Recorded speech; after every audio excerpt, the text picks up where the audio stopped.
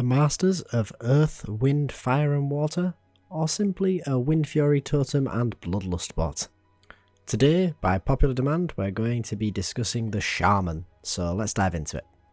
So first things first, what we are and aren't going to cover in this video. If you haven't watched any of the other videos in this series, then let me explain. What we will be covering today is going to be the talents, rotation abilities, stat priorities, how you should be leveling to level 70, and any additional class specific points if they are required for the class in question, which Shaman does have a couple.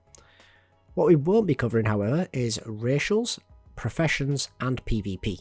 This is because racials I am not discussing, as I believe that this guide should be made for the TBC classic scene, and therefore your racials will already be set in stone because of the character that you will have leveled in classic. Professions, not to the same extent, but you will have already pre-leveled them. They are changeable, but chances are you're not going to want to, or you've already going to have seen what information you need for that in another video. And PvP, simply because it is not a subject on which I am knowledgeable enough to make a video about, and even if I were to make a video, I think it's a big enough subject to warrant its own video. So let's dive into this with the talents. So, the very first talent tree that we're going to talk about is going to be Enhancement. This is because, of course, it is by far the most popular spec, and it is one that has got a lot to talk about. Not so much in talents, but we will touch on the big changes later. But for now, let's have a look at what we're taking at level 60 when we dive into TBC. So we're going to progress primarily down the enhancement tree, as you would imagine, taking 5 points in Ancestral Knowledge, 5 points in Thundering Strikes, to an improved Ghost Wolf, Shamanistic Focus, Enhancing Totems, Flurry, Elemental Weapons, Spirit Weapons, Improved Weapon Totems, Weapon Mastery, Mental Quickness, Dual Wield Specialization, Dual Wield, Storm Strike, Unleashed Rage and Shamanistic Rage, before then proceeding over into the Restoration tree for our remaining talents, where we're going to put 5 points into Tidal Focus and 1 into Totemic Focus. So that's going to take us to level 60, so when TBC Classic launches, that's where you will be at as a starting point.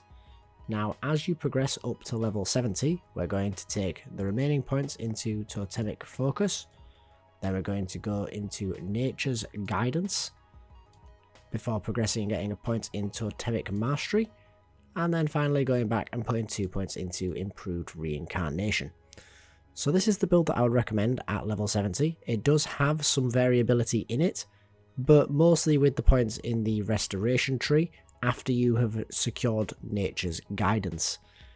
If you do want to change some stuff around, then by all means feel free to do so, but what you're really looking at here is to get this core set of enhancement talents, including the vast majority, well, everything in the lower half of the tree, before moving over to get Nature's Guidance. So a few points of note. The really big one that you're going to notice here is going to, of course, be Dual Wield. This is going to obviously be something you're going to have in every single enhancement spec in your TBC experience, but it's worth pointing out because it is a massive distinction over Classic. You are going to be shifting from using slow two-handed weapons to a dual wield playstyle, and as a result you are going to want to pick up these talents. Simply put, two-handed enhancement is not viable in TBC. It's completely gone the way of the dodo, and that's why you're going to be wanting to go into these talents down at the bottom end of your talent tree. Really big points of note is going to be the dual wield specialization that provides you that hit chance, as well as your Nature's Guidance providing hit chance with melee attacks as well. This is going to mean that when it comes to your stat priorities and hitting hit cap, which is of course #1 priority for every DPS class, you are going to need substantially less hit rating to do so than most other classes in the game. Beyond that, most of these talents are pretty straightforward and obvious to most people as to why you're going to want to pick them, but like I say, the main thing here is getting yourself down to this dual wield priority. Beyond that, there are a few talents in here that are ultimately going to be optional. Most notable for optional is going to be things like Improved Ghost Wolf. Very handy when leveling, but if you are looking to go into something, say for example go into Anticipation if you're going to be doing your questing, or Improved Lightning Shield is also a valid option. But personally I think Improved Ghost Wolf is going to be the best fit for most people in most circumstances.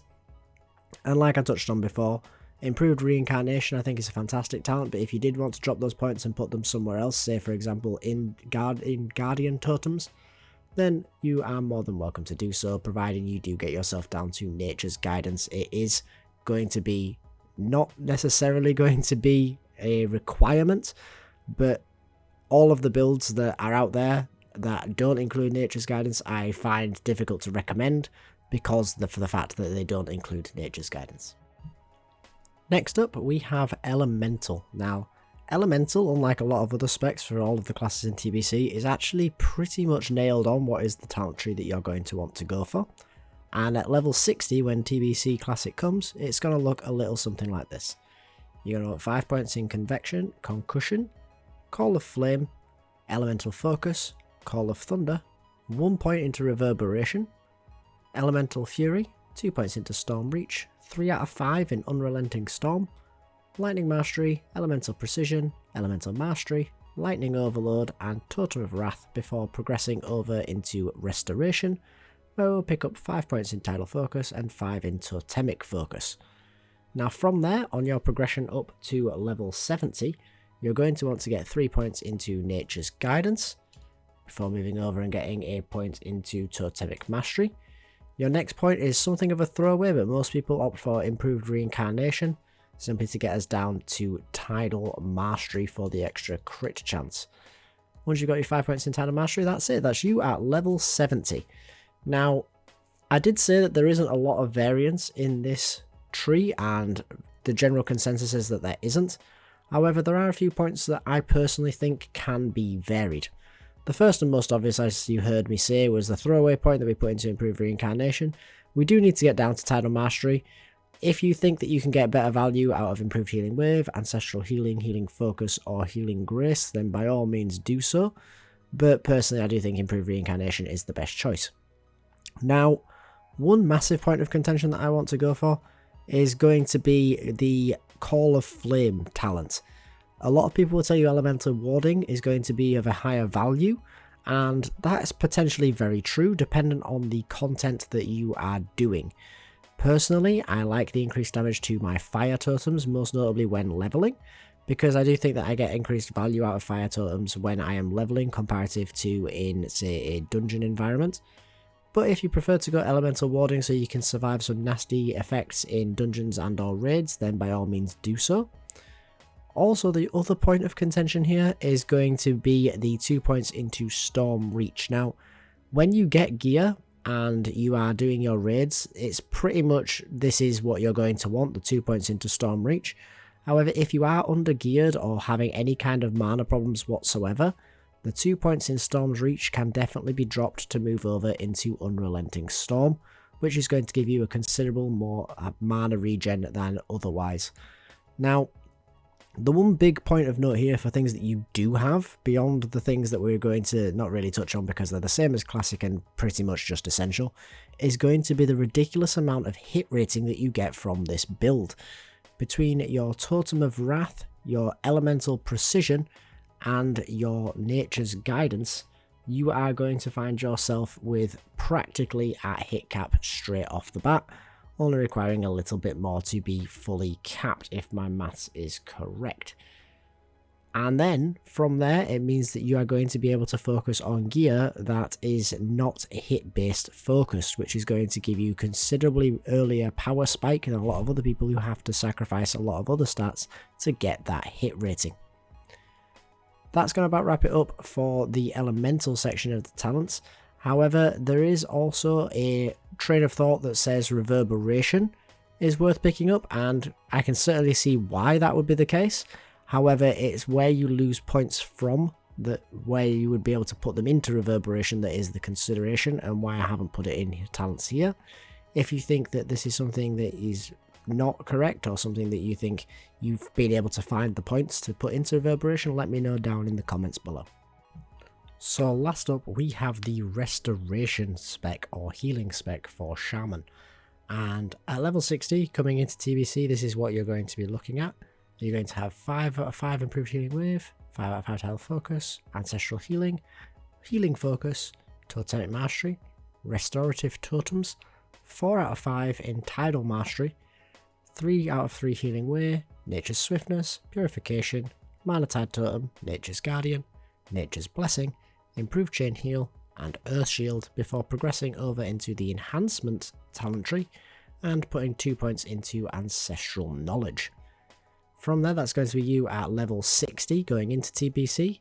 Your next points are going to be put into finishing off Ancestral Knowledge, picking up Guardian Totems, Improved Ghost Wolf. Then the next point is something of a point of contention. If you are using a shield, then you can go shield specialization. Personally, I consider this just to be a throwaway point. I put it into Improved Lightning Shield, and then 2 points into Enhancing Totems. Now, this build is not as deep healing as some of the other builds out there that focus a bit more on getting some threat reduction and survivability. However, it's great for group utility, as well as also providing improved Ghost Wolf, which I think is a valuable skill to be able to have for a variety of different reasons in a variety of different content environments, as well as also providing the totem boosts that are going to be very beneficial doing group content, since I do recommend, spoiler alert, that you do your leveling to level 70 through dungeons. Any of the talents that improve your group's performance are highly rated here. Now, one thing that is going to stand out to a lot of people is that you are not going to be picking up Healing Grace for the threat reduction. That is a weakness of this build. However, it is going to be something that is going to be mitigated by playstyle and also by the strength of the tank that you have. Since I do recommend that you get yourself a pre-established group of a good skill level for spam leveling through dungeons, the threat reduction isn't going to be as valuable to you if you have a strong tank. If you are going to be pugging, this may be something that you want to consider picking up by dropping points elsewhere. Now, other than that, you're going to pick up the overwhelming majority of talents in the restoration tree. The only other one of contention that people do really like is going to be Focused Mind, which is definitely going to be something that you're going to want to pick up if you are doing content where silence and interrupts, i.e. PvP, are going to be very prevalent. But other than that, you are going to be getting basically everything that is useful to you as restoration from the restoration talent tree. If you did want to get a few more talents into here, you could go for an alternate build that takes the points out of enhancement, essentially uses some of those leftover points to pick up what you want over in the restoration tree, before moving over into elemental to throw away 5 of your points into, say, convection, and get elemental warding for the reduced damage that are coming in from unavoidable effects in group content.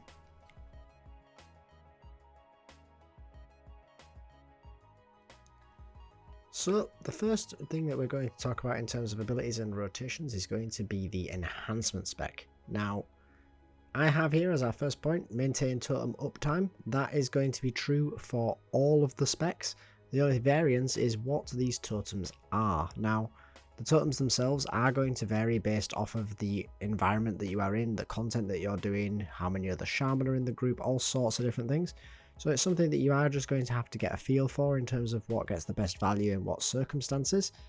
So whatever totems you feel are best value, your top priority is keeping those totems up at all times. Now, after that, as enhancement, your next priority is maintaining Flame Shock at 100% uptime on your target, after which you will use Storm Strike and Earth Shock on cooldown. Beyond there, all there really is to it is your cooldown Shamanistic Rage, which you are going to use whenever you go out of mana or are approaching going out of mana, because it will give you mana returns based on your attack power off of every melee swing. Hopefully that's enough to sustain you either to the end of the fight or until Shamanistic Rage comes back off of cooldown. Now, one advanced play mechanic that you can do is called Totem Twisting. Now, before I talk about Totem Twisting, this is going to be something that is both skill and gear dependent. So if it's something is that a little bit beyond you at the time of your watching of this video, be it because you aren't capable of doing it skill wise, or because your gear isn't good enough, or your talent setup doesn't allow you the mana returns to make this viable, then by all means don't do Totem Twisting. It's going to be a DPS loss if it causes you to go out of mana or fail at anything previously listed in what you should be doing in this rotation. However, if you are able to do it, it is a substantial DPS increase, Totem Twisting being the application of Wind Fury to your weapons from the Wind Fury totem, which lasts 9 seconds. In that 9 seconds, once the totem has applied the effect to the weapon, you will get its benefits whether you have the totem present or not, allowing you to replace it instantly with Grace of Air for the additional agility, and then go back to Wind Fury before the buff expires. That way you're never not going to have your Wind Fury buff. It gives you something to do to fill up the empty time that you have in your rotation for when things are on cooldown, to get Grace of Air back out there and then get Wind Fury totem back out before that 9 seconds expires. Next up, we're going to talk about Elemental. Now, Elemental, I've not listed it here, but like we just touched on, again, with your totems, whatever are the best totems for the situation, you do want to maintain 100% uptime on them. As a Shaman, totems are your most important aspect of your kit. But, assuming that we're doing that, we're going to want to maintain Water Shield on yourself for the mana sustain, and Flame Shock on your target. Now, there is a note here because Flame Shock isn't always the most viable option. It is talent dependent and gear dependent. I am writing this guide from the perspective that you are taking the talents I recommended, and also that you are a beginning player at the early days of the TBC classing experience, at which point Flame Shock would be viable and helpful. If that's not the case, if you've got a bit more gear, or you are basically able to do more damage with Lightning Bolt, then by all means drop Flame Shock and move straight into your Lightning Bolt spam. But after that, you're going to want to maintain your Chain Lightning on cooldown wherever possible. Again, another asterisk here, because Chain Lightning is going to be very mana intensive. If you are going to go out of mana from using Chain Lightning, or if the fight's simply going to go on so long that no matter what, Chain Lightning isn't viable, or any other reason that makes Chain Lightning not usable because of a relation to mana, then by all means drop that too, or don't use it on cooldown, use it a bit more sparingly to accommodate your mana sustain. That's absolutely fine. So after that, you are simply left with spamming Lightning Bolt. Spamming Lightning Bolt in of itself, when you have got Water Shield up and just spam Lightning Bolt, you are going to be doing a decent amount of damage in of itself, so it's a good point to begin with for any Elemental Shaman in TBC. Now, as always, our restoration or healing specs are a little bit different. It's more of a priority system that we're going to be focusing on. Although Shaman is quite a simple one, you are basically going to want to maintain Water Shield on yourself at all times. That is an absolute certainty. And then Earth Shield on the tank. Now, this is going to be the case most of the time, like 99% of the time. There is a line of thought that says that Earth Shield in certain circumstances should be put onto a spellcasting DPS player to help avoid spell pushback. Personally, I think that it is better served for the healing it provides on the tank.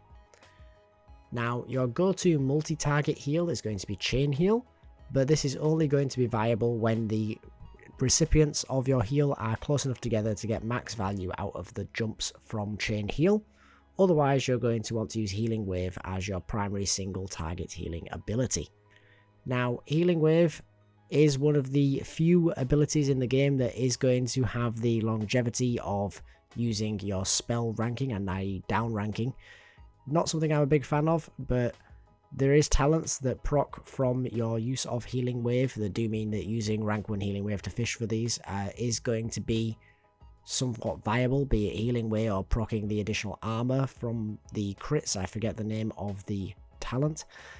They are going to want to use your Healing Wave to get those and maintain their uptime.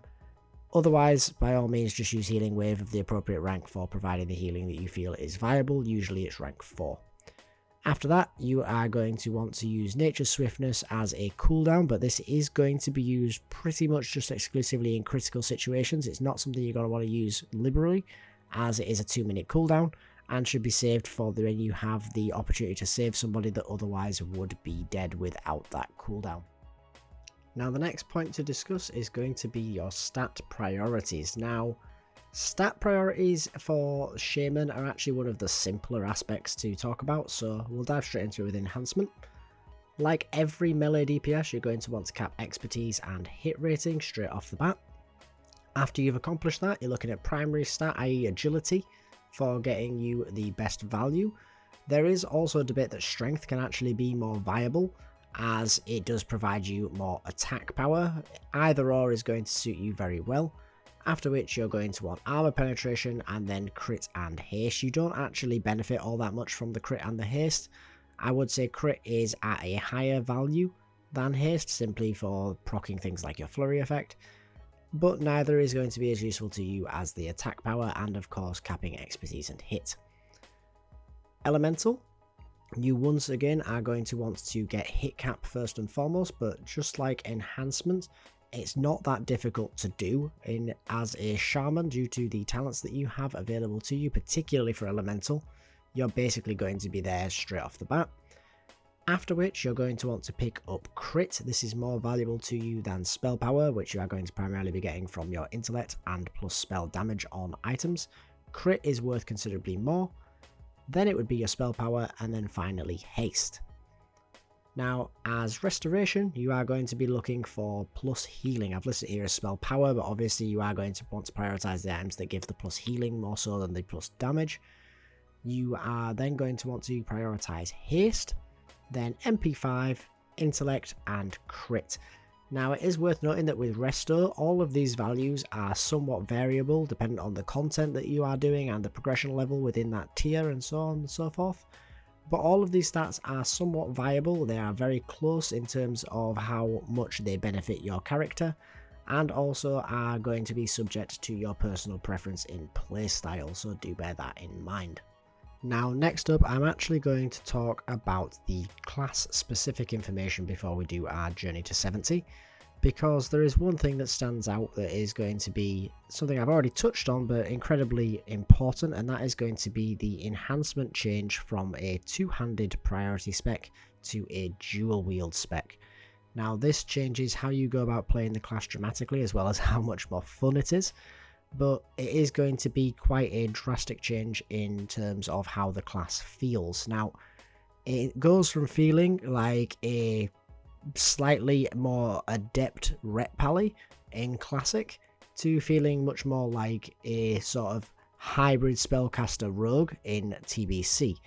Now, there isn't going to be much that changes beyond the type of item that you equip as weapons in terms of the mechanics of the class, but the reason I wanted to bring it up is simply because of the playstyle difference and how it feels, making it a substantially different class and therefore something that not everyone's going to like. Obviously, there are people who don't like enhancement right now, and they may well like it going into TBC. There's not much to be said about this change beyond the fact that it is so dramatic that it is worth giving your enhancement shaman an additional thought. If you are someone who is looking to play it because you love it so much in classic, then it may be worth re-looking at your options. Or similarly going the other way if you despise it in classic, and then you may be more willing to attempt it in TBC. Now lastly, we want to discuss our journey to 70. Now, I know a lot of you that watch these guides have watched the previous ones in the series, so we will be doing this in a somewhat expedited fashion, but basically the journey to level 70 from level 60 should be done in dungeons. There are so many reasons to do this. Most notably is going to be the rep grinding. Rep grinding is something you're going to have to do at level 70, and it's something that you can get out of the way while leveling by complete coincidence if you were to do the dungeon route of leveling rather than the quests. You will be able to get experience, the reputation, in these dungeons that you are leveling through all the way up to a value of honoured, which then means that when you get to max level, you can go back, do all of the quests. The quests will be much easier, you can enjoy them a bit more. You will get reputation beyond the honoured value, which is something that you are able to do with the quests all the way to exalted, whereas the dungeons only allow you to go up to honoured before you get to the high level dungeons. And this will also provide you with a massive amount of gold for completing the quests at max level, as instead of experience they reward additional gold. Beyond all of that, it's also going to help you with your attunement process for the raids. Now, attunement in TBC is incredibly important, and it is something that you are going to be prioritizing at level 70, and I will throw up on screen for you now 2 pictures that show whether you are going to be able, what you are going to be able to do, in terms of your reputation grinds from the dungeons, and you will be able to see that it is quite dramatic, that you are able to do all of the bubbles here that are highlighted in red, just simply by doing dungeons to level as opposed to doing the questing first. Now beyond that, you are also going to be looking at some particularly good rewards from these reputations that are going to help you overcome the early gear requirements when you hit max level, and I'll pop a few of them up on the screen for you now, and it is yet just another reason for why you are going to want to prioritize the leveling through the dungeons.